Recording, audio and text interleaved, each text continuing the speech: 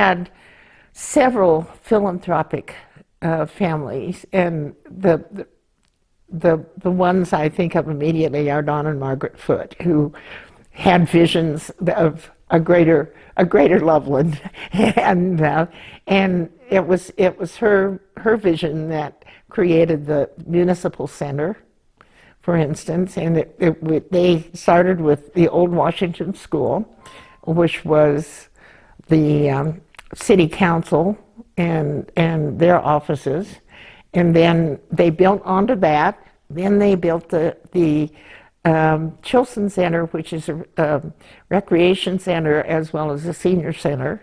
They built the library. Really needed a bigger place than it was in. It was originally a Carnegie library. It was originally at 6th and Cleveland, across the street from the existing old post office. The Foote family have always been prominent. They've been our neighbors here.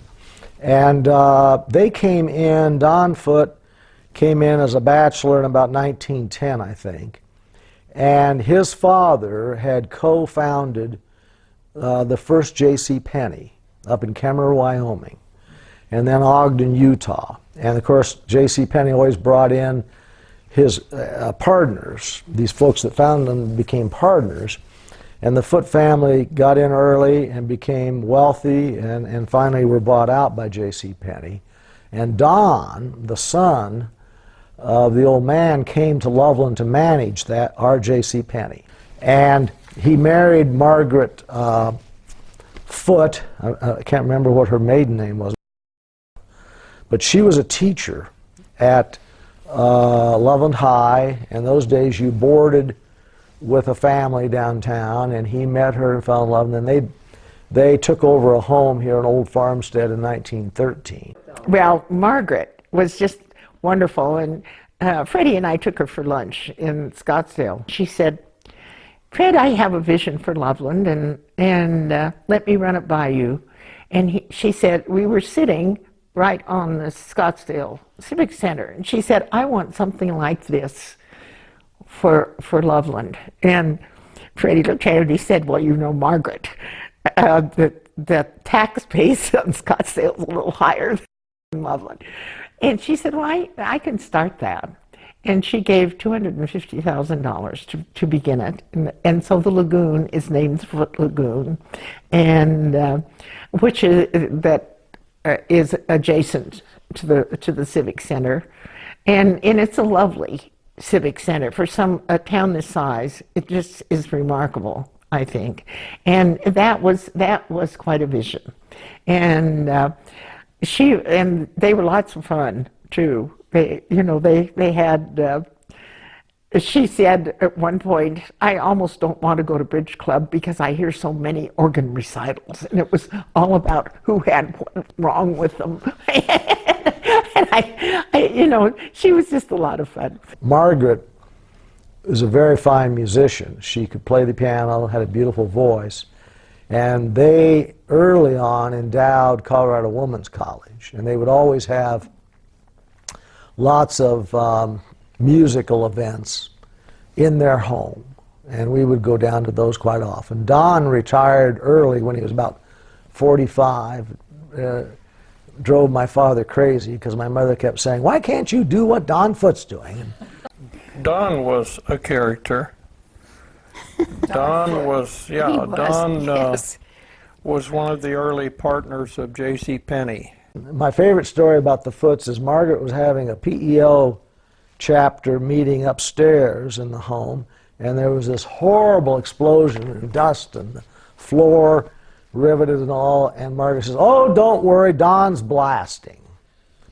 And he was blasting the basement. He was a very capable fellow, always doing things. They had farms, and he was blasting out the basement. He didn't have a basement, and he completely blasted it out. My other favorite story is, and I'm very jealous, he learned to slalom water ski when he was 75 years old. And I'm getting that age, and I've had to almost give up water skiing because of a bad ankle. But he learned, and then he snow skied into his 80s. Remarkable couple, and they were very generous to this community. Don couldn't see very well, and he had a friend, Doc Patterson, that lived down the street a house or two.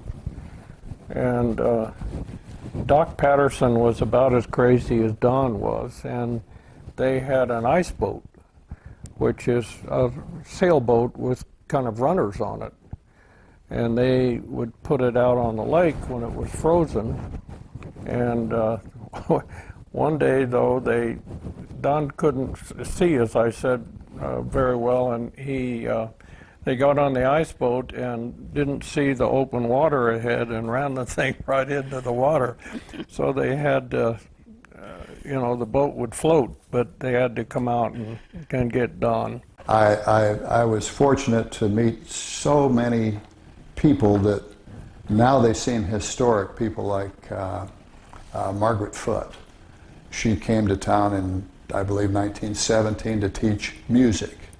And I got to know her because she came to the Sculpture in the Park one year and decided to buy a piece I made called Departure, which is now over by Foot Lagoon, which she also donated to the city of Loveland.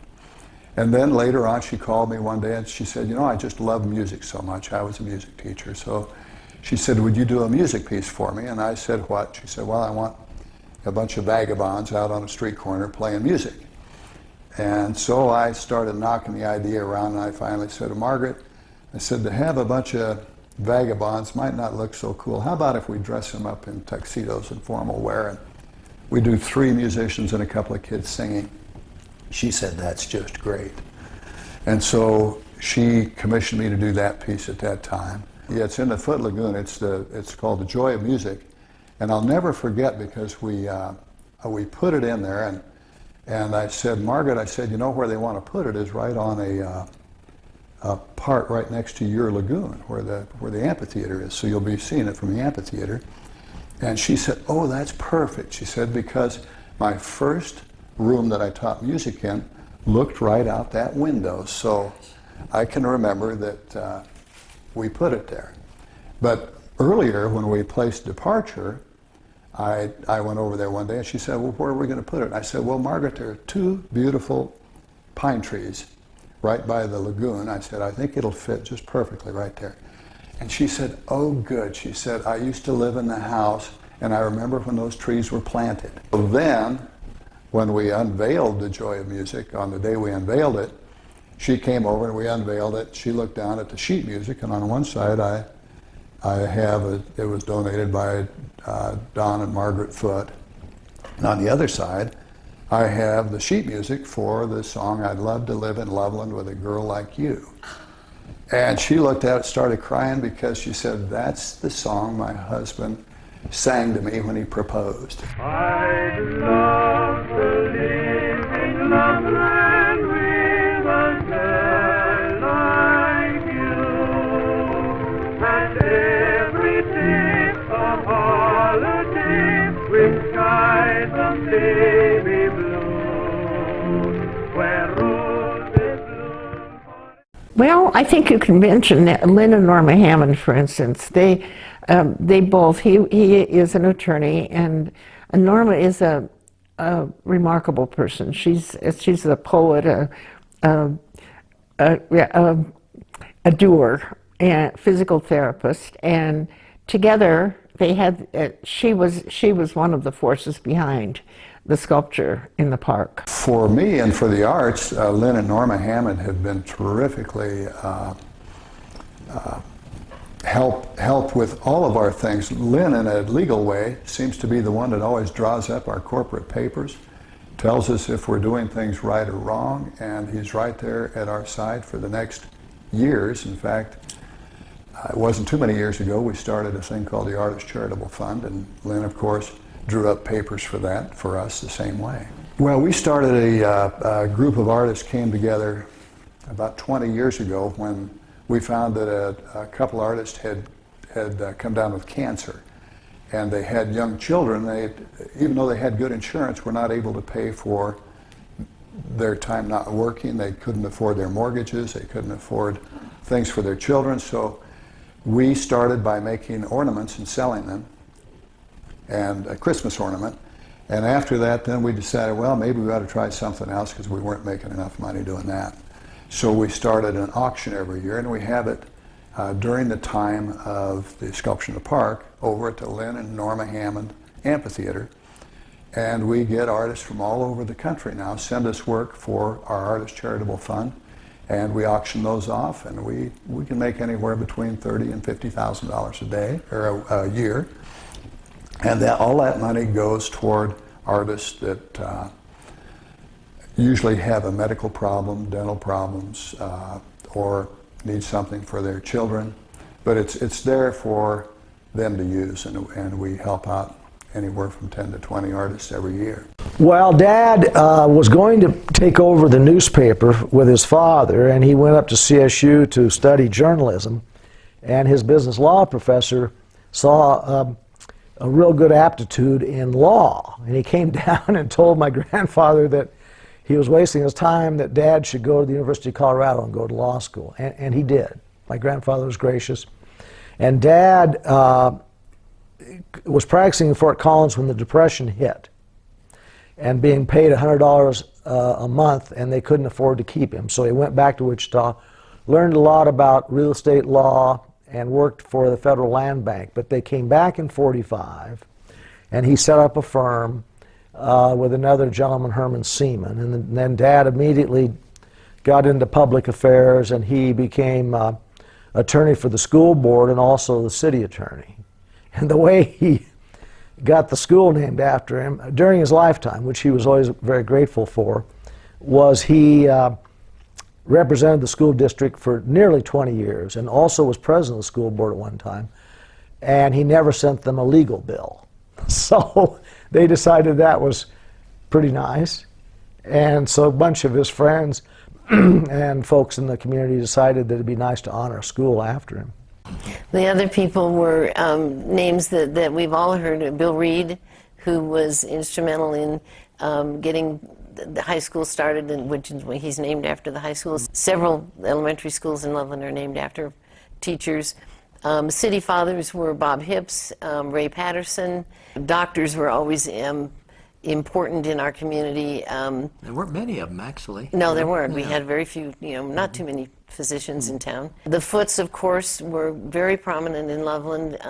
Mr. Foote was a partner in J.C. Penney's, and Loveland's J.C. Penney store was one of the first, I think we were the third one, I believe. Third one in the nation. A lot of people contributed to the building of Loveland over the years, that served on city councils, Parks and Recreation, school board.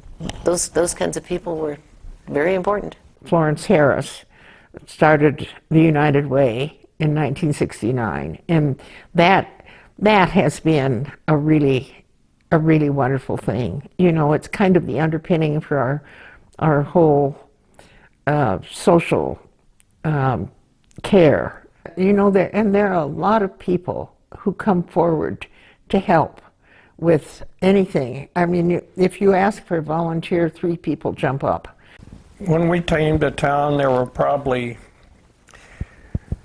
in town itself, probably 3 or 4 old families. The Pulliam family was one, the Gregg family was another, the Foote family was another, and of course there were other people, but those people were very predominant. D.R. Pulliam was the son in the Pulliam family. I think there were 4 girls and D.R. In the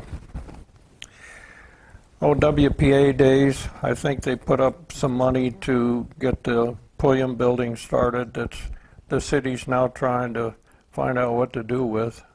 The high school kids used to have dances, and but it was a kind of a center. They had when the Republican caucuses happened, they had that in the auditorium. The Rotary Club met in the basement. They had the city council upstairs. Very old folks, deep roots, and that's the Pulliam family. And they're no relation to the Foots. People think they are, but The Pulliams, that family, and Evan Patterson's family is a Pulliam family, and Artie Gregg was a Pulliam. She married Gregg, and they have a home, beautiful home down here, lived in by Gwen, a third generation resident. But the Pulliams, Pulliam Auditorium, same family, they were here. And then the other Patterson is Lillian Patterson, Evan Patterson's mother, was a Pulliam daughter. And D.T. Pulliam was a Baptist preacher here in Loveland. But he was a very shrewd investor and bought farms and was able to parlay that into a sizable estate. Well, in those days, I mean, people like Cheeseborough and Patterson were investment folks. The Ferguson family had the big hardware store downtown. Well, the Osborne family, of course, really pretty much settled Loveland, and they have descendants here now, a beautiful family. Probably affected me the most were the teachers, and I think most people have a teacher or two or three that they've, and the wardens, Mansell and Genevieve Warden were a big part, and their kids were a big part of my life. Mansell Warden, when I was 6th grade, he was the teacher and the principal at Garfield, and later on was a football coach and a track coach. And Genevieve Warden did the home and family living class, and that was sort of becoming just a big deal about that time, when it used to be just kind of a girls class, but then boys started to get more involved, and we would learn to cook and sew theoretically and all these various things. I got in trouble once because we were after a baking class one day. We had something like rolls or something, and I took some out and sold them in the hall at school, and Mrs. Warden caught me, and she was not happy. That was just not to be done. So I got in trouble for that. But she was really a neat lady. Another coach I had that was again a football and track coach was Bud Davis, William Bud Davis, and he was quite a guy. He later on became president of several universities, moving around and he's in Loveland's High School's Hall of Fame now. Another prominent family was the Fishburns. They owned a grocery store, and then eventually the funeral home. They were well known and did a lot for the community. The Kibbe. Kibbe Kibbe Fishburn. Funeral Home then became Kibbe Fishburn later on. Yeah. Good role models. Yeah. We had very good role models. Those families that had done well gave back, and some of them were farmers, some of them were like the Foots. It grew up with you got to kind of take care of your own, and I think the churches did that, and I think growing up small, and some of those old families had deep roots, and we had some great examples in the Pulliams and the Foots.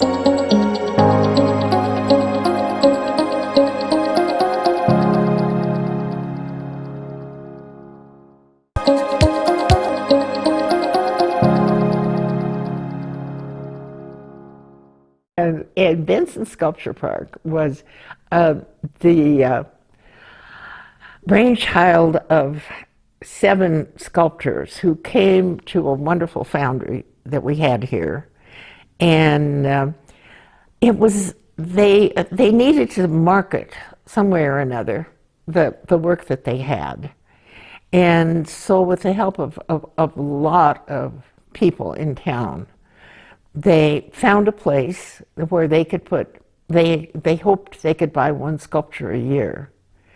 It began in 1984, and we now have, I think, 141 sculptures. We're now the envy of a lot of communities, and it's primarily, certainly our geographical location to Estes Park, but a lot of it's the arts. And it started really with a guy named Zimmerman who had a foundry here, but it just sort of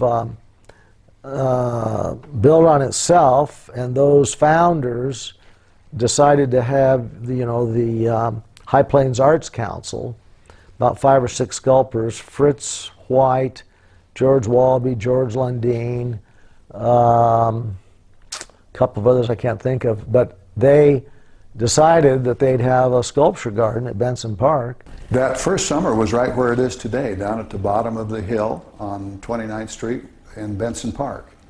And of course, the tents weren't quite as nice then, and the fence wasn't quite as high. But it served its purpose and really made for a great show for Loveland. Norma appeared.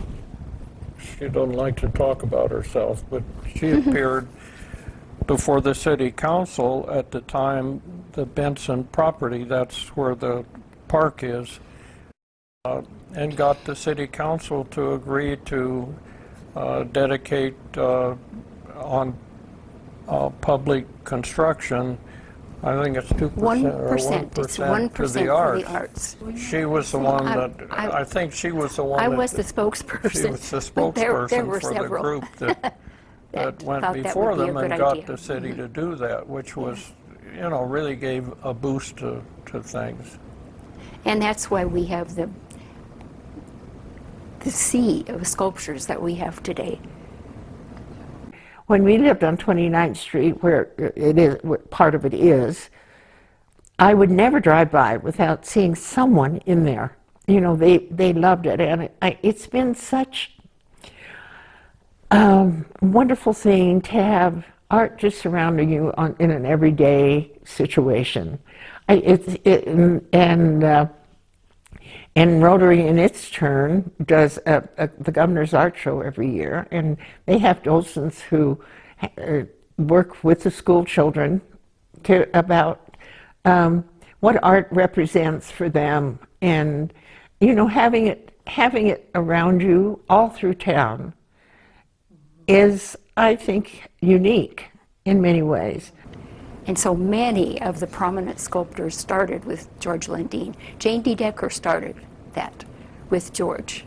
He had a huge impact. He was so generous with his time. And if he saw somebody that had promise, he said, will you come down and work for me? And then he would help them along. Well, where we got the money from the first year was we had one old fella named Moon Cunningham, and he knew, I think, everybody that went to every bar in town. So he went around and he collected money from people. We got money from Doug Arion. We had a lot of people, I think, supported us in that first year, because that first year it still cost us, I think, around $20,000 to foot the bill on that show. And we might have been a little optimistic, because I don't think we had enough money to pay for everything until the show was over. The first show was terribly successful. We sold a lot of work, and with the commission money we got from each one of the sales, we were able to not only pay all of our bills, but put some in the bank for the next year, and also buy the first couple of pieces for the park. And I think the first, I'm not sure, the first two pieces were either Danny Ostemiller's Rabbits or George Walby's Indians. And then later came Kent Olberg's Sailfish, and Glenna Goodacre's Nude, which was quite controversial at the time, because you can't have bare boobs in public.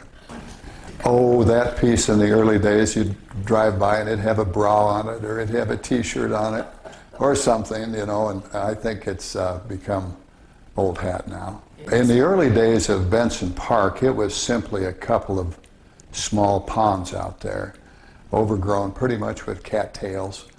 It was buffalo grass, no sidewalk. I don't think there was even a sprinkler system out there when we first placed our pieces.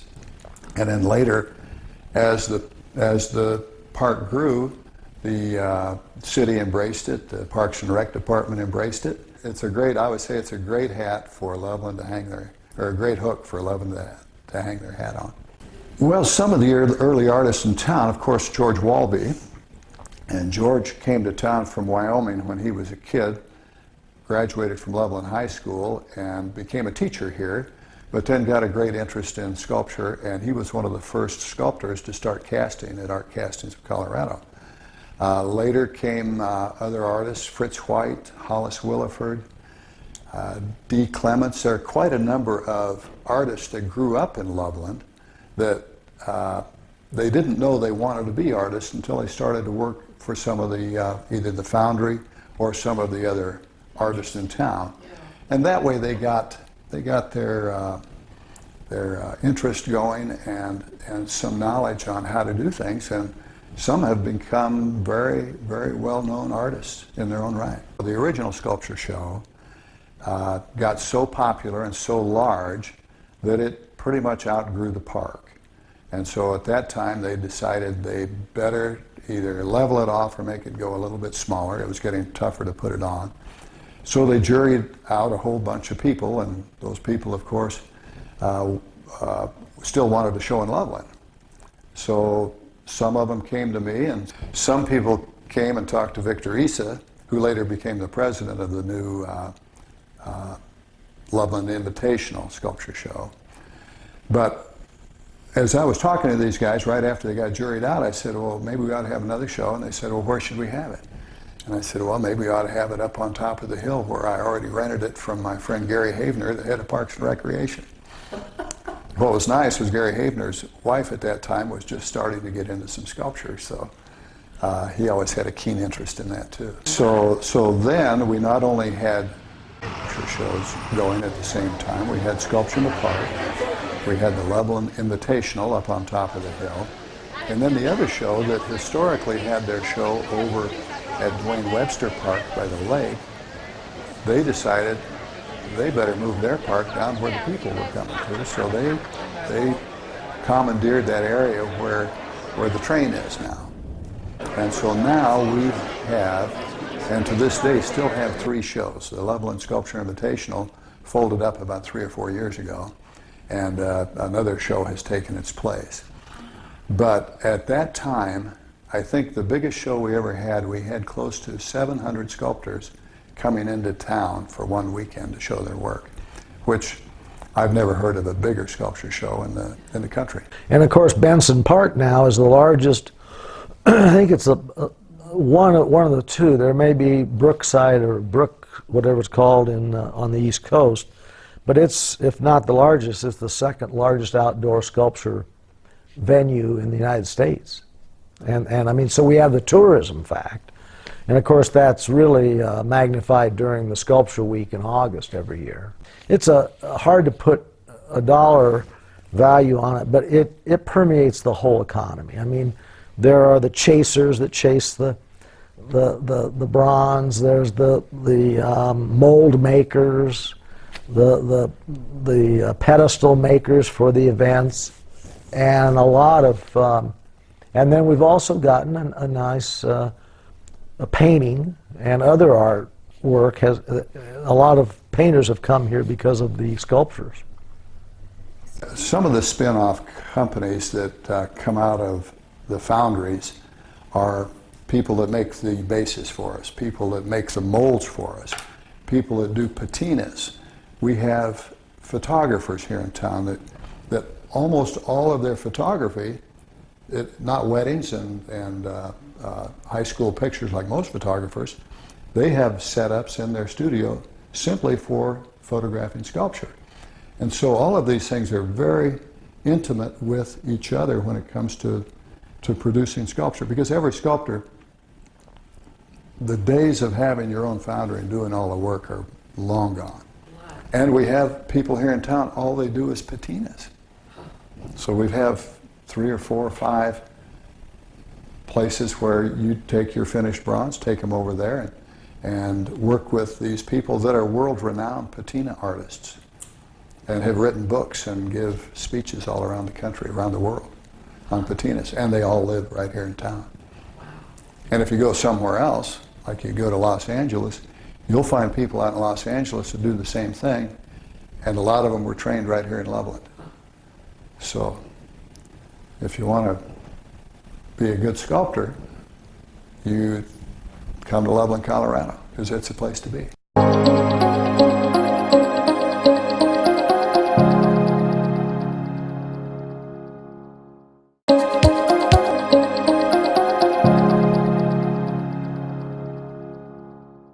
My first hospital was the Gasser Hospital, which is above the Black Steer on 400 block 436 Lincoln. North Lincoln, and it was above whatever was below, and I don't know what was below, but the Gasser Hospital was named after two doctors, Dr. John and Dr. Bill Gasser, and they had that little hospital above there. My tonsils were taken out there. Well, I had a condition sort of like polio where I had to be in a cast starting in the 2nd grade. A cast for an awful lot of my body up to here and down on the left leg. And we had to go every 6 weeks to have that cast changed to go to Fort Collins. We had no hospital at all, and we had no orthopedic surgeon because the surgeons and the doctors, of course, always are identified with their hospitals. And if there isn't a hospital, so we really didn't have the medical community at all. I'm trying to remember when the hospital came to town, but it was, I'm going to say, in the early 60s. It was located where the Hillcrest is now. That's the same building that was the hospital. And that was a really big deal for Loveland because most of Loveland's hospitalized patients were going to Longmont or Greeley. Actually, my father was an integral part of getting the federal grant and the state allotment through the Reed-Burton plan to build the new hospital in Loveland, which is now the Hillcrest. That was the Loveland Memorial Hospital. We had tiny little freestanding buildings that people called hospitals, but they really weren't. And of course now, it's the medical community is one of our largest employers. We needed a hospital desperately, and in 1940 the Elks gave $50,000 to start the hospital, which is amazing, in this town, and that still exists as the Hillcrest Retirement Center. We had a hospital then. It's where the Hillcrest is now. That had been built in the 50s, probably 55 in that era. And interesting thing on the hospital was that the prime promoter of the hospital was Dr. Vick. Dr. Vick was an osteopath. And we had about 6 or 7 general practitioners, and Dr. Vick never had privileges to go to the hospital because he was an osteopath. He didn't have an MD after his name, but he took it very graciously. But he had a big clientele anyway. He probably had most of him the people in town could anyway. depend on him. Yeah. That changed because it became, as Loveland grew, the hospital needed more space. And at that time, I was attorney for the hospital district that was set up. And the Lutheran Hospital and Homes took over the management and running of the hospital. And I remember sitting at a meeting down at that was a new hospital at that time. And they were discussing, this would have been in the 60s. And the board was very concerned as to whether or not the population would stand $35 a day cost for a hospital room. A change in that was Crawford Fulmer was very much involved with the hospital board, and he thought that they should enlarge, they should move. And then Tom McKee, who was a wonderful old great wheat farmer who had lots of land, no children, gave us 33 acres to build our hospital on the east side of town, land that belonged to him, and also other land that belonged to him for kind of an endowment for the hospital. Tom donated the land for the hospital, and we had to talk Tom into letting them name it McKee because he didn't want to take credit for something. So that's how, and Crawford Fulmer played a big part in seeing that was done. And there was a lot of problems. Some of the medical staff didn't like that, primarily because some of them had just purchased land and built a nice building across from the existing hospital, and it was very convenient. They didn't want to see it move. I was president of our hospital foundation, and we, through studying needs countywide, decided we had to have a clinic in order to relieve the emergency system in the hospitals. And so we found a building that was the old newspaper building across the street from what is now the newspaper building that was in an enterprise zone. And we decided that we would let people know before the end of the year that we had bought the building, that they would have a tax benefit if they gave money to the clinic. We sent out a letter on the 14th or 15th of December, and by the first of the year we had realized $297,000. And that was at the end of 1994, and we started working on the building in 1995. And you know, the generosity was incredible. People came from everywhere. Things came. Banks gave us a whole phone system. They gave us conference tables, all sorts of things. And when we finally opened, our senator and two federal people came through looking at it, and they said, not only are you serving them skillfully, but with dignity. And we were so proud of it. And it's really wonderful, because I feel that is kind of the soul of Loveland, is generosity and dignity.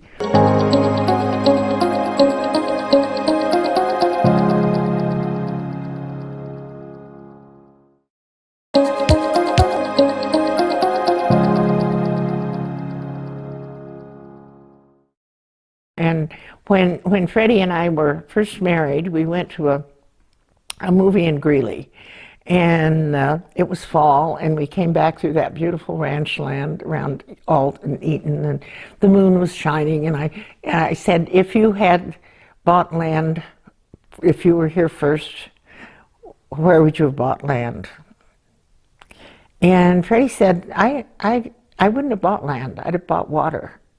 And it was my first knowledge that you could actually own water, that it was a right. And the way it was originated in Colorado, I think, was quite different from any other place, where you have a riparian right and everyone uses it. So that was an interesting thing to me. It was a natural swallow basin always, but it didn't become a reservoir until 1893, when the English Lord Dunraven's folks created the 5-mile canal from the Big Thompson River, built the dam in 1893, and began to fill it, and it was known as the Greeley-Loveland Irrigation Company. The city of Greeley and the farmers in Weld County are still the owners of the water rights. But and then the history really is, it didn't really fill near as full as it is now, or near as pretty, until the completion of the Big Thompson diversion project, bringing water from the western slope through the Adams Tunnel from Grand Lake in 1948. And I suspect that my father, being an attorney and doing water law, knew that was all going to happen. And because most of his friends, some of his friends bought lots right next door, and he ended up buying them because their wives didn't want to come up here in the hinterland and be exposed. We're a good mile from the city center at that time. It was pretty remote, actually. It was a gravel road, and there were probably 4 homes on the entire lake.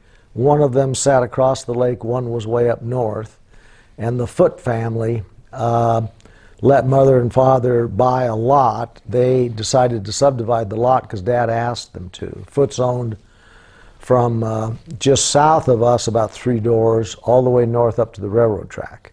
So there were very few homes. Gravel road, irrigation ditches going up and down the road, and nothing on the west side of the lake, nothing. At that time, Lake Loveland was a recreation center for the city. It was all public. Mm-hmm. The city of Loveland negotiated with the ditch company and had the recreation rights.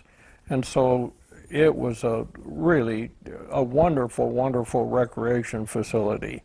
Then I went out of the city attorney's job in 1980, and they negotiated for the renewal of the rights, and I don't think the city realized at that time that the ditch company held all the cards.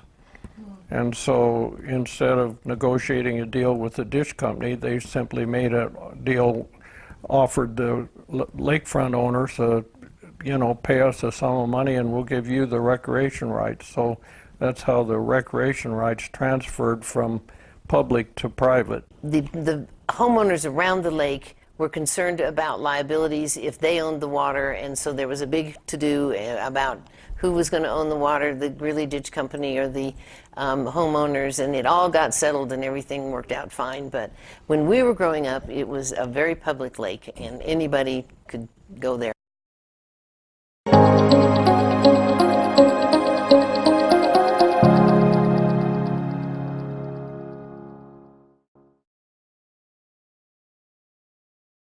You know, this part of the world is a wonderful place to live, and bit by bit we've attracted a lot of interesting and valuable people in northern Colorado, I think. Because we were a small community, like many small communities in the 50s, we cared about each other, we cared about the city, we cared about business and keeping the city going. I think the churches had a strong part in that. I think our teachers and our education also had a strong part in that. It was a fun place. Nice name. We still live like a small town. Oh, I grew up in a small town, and I like the idea that you meet the chief of police, and you know the fire chief, and you know the police officers that walk the streets.